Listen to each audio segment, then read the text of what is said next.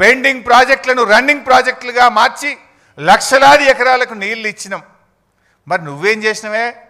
2 ఏళ్ళైంది నీ గవర్నమెంట్ వచ్చి. ఒక్క చెరువు దవ్వినవా? ఒక్క చెక్ డ్యామ్ కట్టినవా?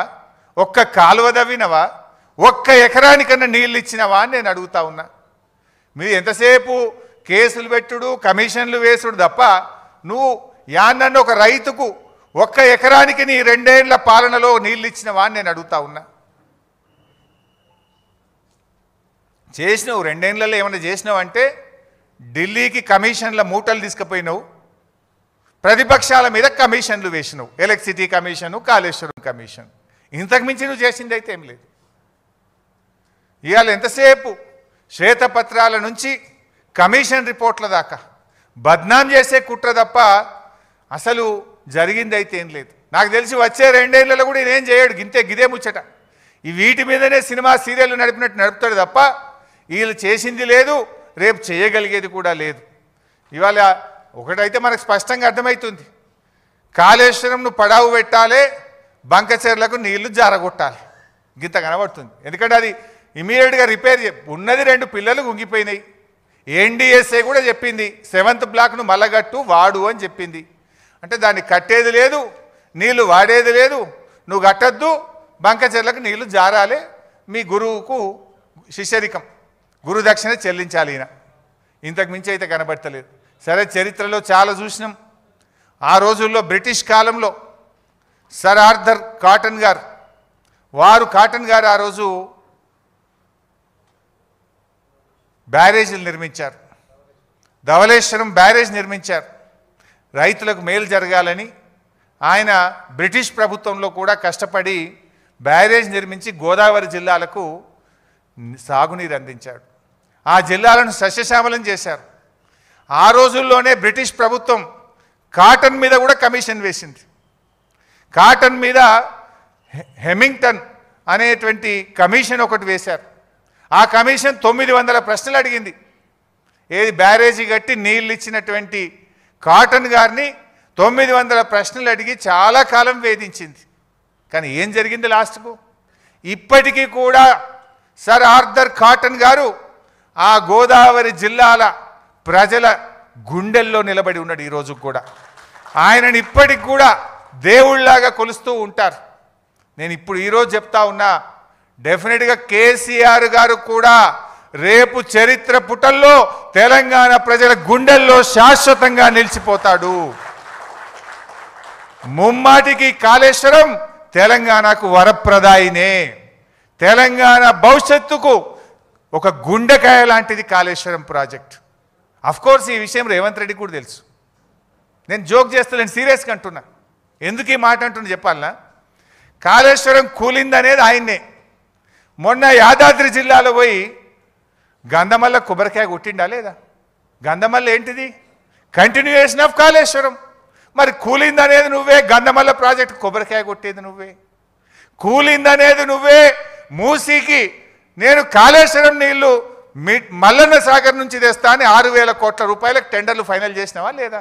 మరి కాళేశ్వరం కూలిందంటావు, కాళేశ్వరం నీళ్లు 6,000 కోట్ల రూపాయలతో తెచ్చి మూసీలో పోస్తా అని టెండర్లు ఎట్లా ఫైనల్ చేస్తావు బిడ్డ? అంటే నువ్వు అబద్ధాలు చెప్తున్నావు, గోబలు చెప్తున్నావు.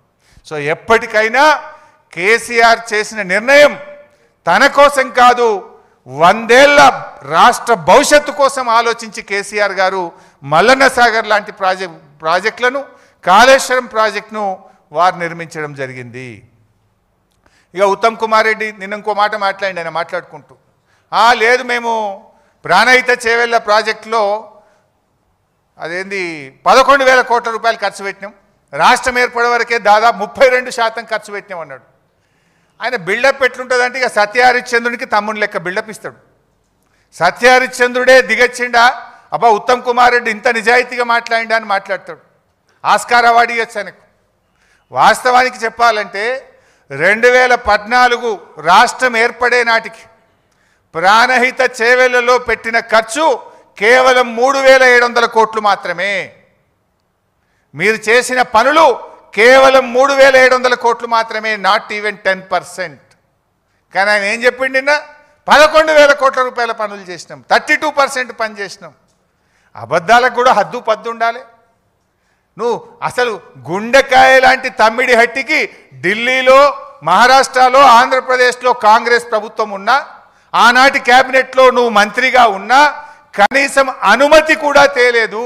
నా సిడబ్ల్యూసి అనుమతి తేలేదు, నా మహారాష్ట్రతో ఒప్పందం చేయలేదు. ఇంకా సిగ్గు లేకుండా 32% పనులు చేసినాం. కమిషన్లు దొబ్బిండ్రు మీరు ఆ రోజు.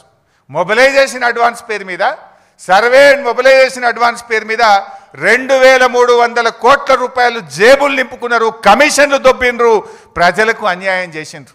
4 ఏళ్ల ప్రాజెక్టు పూర్తి చేస్తామన్నారు. 7 ఏళ్ళు అధికారంలో ఉంటే తట్టడు మట్టి కూడా తమ్మిడి హట్టి దగ్గర తవ్వకుండా ఈ రాష్ట్రానికి అన్యాయం చేసింది కాంగ్రెస్ పార్టీ. ఇంకా మీరు ఈరోజు మాట్లాడుతూ ఉన్నారు. ఇకపోతే కాళేశ్వరం మీద నిన్న గవర్నమెంట్ ఒక 60 పేజీల రిపోర్ట్ బయట పెట్టింది. సరే, నేను ఇందాకే చెప్పిన నిజాలేంది అబద్ధాలేంది 650 పేజీల రిపోర్ట్ పెట్టే బయటకు వస్తుంది. బట్ నిన్న గవర్నమెంట్ చెప్పిన దాంట్లో 4 అంశాలు ప్రధానంగా చెప్పారు. ఒకటేమో తమ్మిడిహట్టి నుంచి మేడిగడ్డకు మార్చినటువంటిది అది సిన్సియర్గా, హానెస్ట్గా అనిపించలేదు అనేది ఒక కామెంట్ చూశాను నిన్న. రెండవది, రిటైర్డ్ ఇంజనీర్లు మేడిగడ్డ దగ్గర నిపుణుల కమిటీ మేడిగడ్డను వద్దన్నదని ఒక 50 సార్లు రాసినారు నిన్న. దాని సంగతి ఏందో ఇప్పుడు బట్టలు పెట్టేట్టు చెప్తా వీళ్ళది. నిపుణుల కమిటీ మేడిగడ్డను వద్దన్నదట. ఇక మూడో విషయం ఏం చెప్పే ప్రయత్నం చేసిందంటే క్యాబినెట్ ఆమోదం లేదు అని చెప్పే ప్రయత్నం చేసిండ్రు. ఈ 3-4 విషయాల మీద నేను ఆరోపణలు చేయను, నిజాలు ఆధారాలతో సహా చూపిస్తాను. సో ఫస్ట్ దానికి పోదామిగా. తమ్మిడిహట్టి వద్ద నీటి లభ్యత లేకపోవడం, అసలు అది తమ్మిడిహట్టి నుంచి మేడిగడ్డకు మార్చడం మాకేదో సిన్సియర్గా అనిపించలేదు అన్నారు. ఒకసారి లెట్ us సీ దట్. ఇది నేను చెప్తున్నది అయితే కాదు, ఇది కేంద్ర ప్రభుత్వం సెంట్రల్ వాటర్ కమిషన్ మనకు రాసిన లేఖ, లెటర్ నంబర్ 1. ఇది 18/2/2015 మన రాష్ట్రానికి వచ్చింది. ఇందులో ఏం రాశారో ఒకసారి చదివి వినిపిస్తాను.